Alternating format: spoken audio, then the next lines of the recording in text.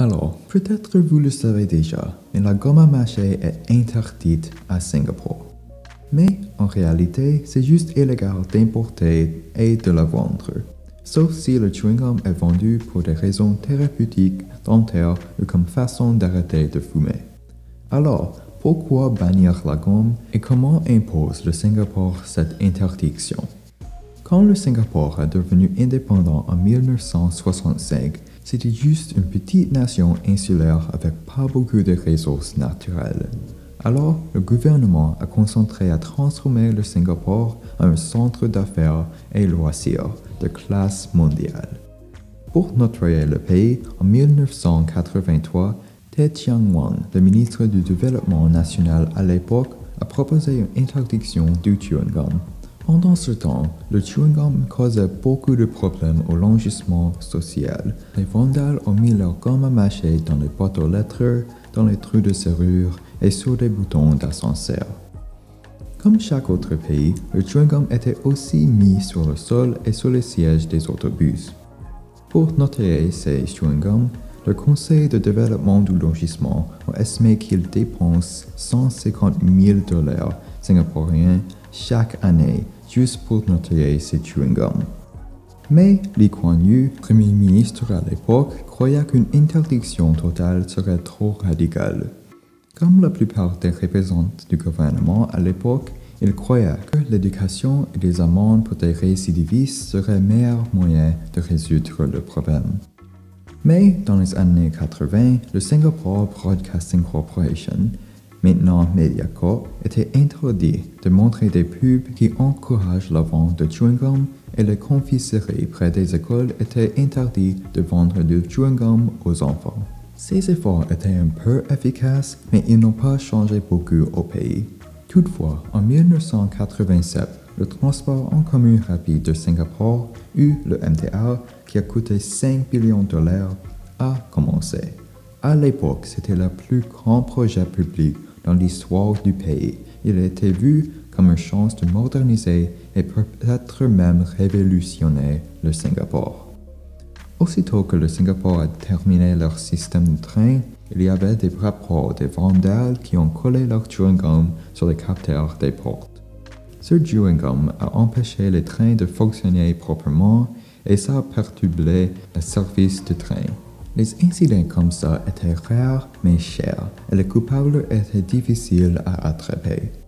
Donc en janvier 1992, Goh Chok Tong, qui a juste devenu Premier ministre, a décidé de bannir la distribution du chewing-gum autour du pays.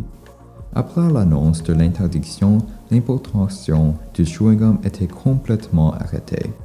Une période de transition était établie pour laisser les magasins vendre leur stock restant. Après cette période, la vente de chewing-gum dans le pays était complètement interdite. Comme première infraction, la pénalité pour vendre le chewing-gum peut te donner une amende maximale de 100 000 $ singapouriens et une peine de 2 ans de prison.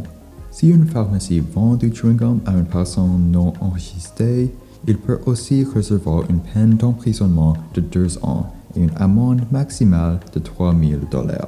Si quelqu'un jette son chewing-gum, il devrait payer 500 à 1000 $, la même pénalité si vous jetez vos déchets par exemple, mais ça peut augmenter à 2000 $ s'ils sont des récidivistes.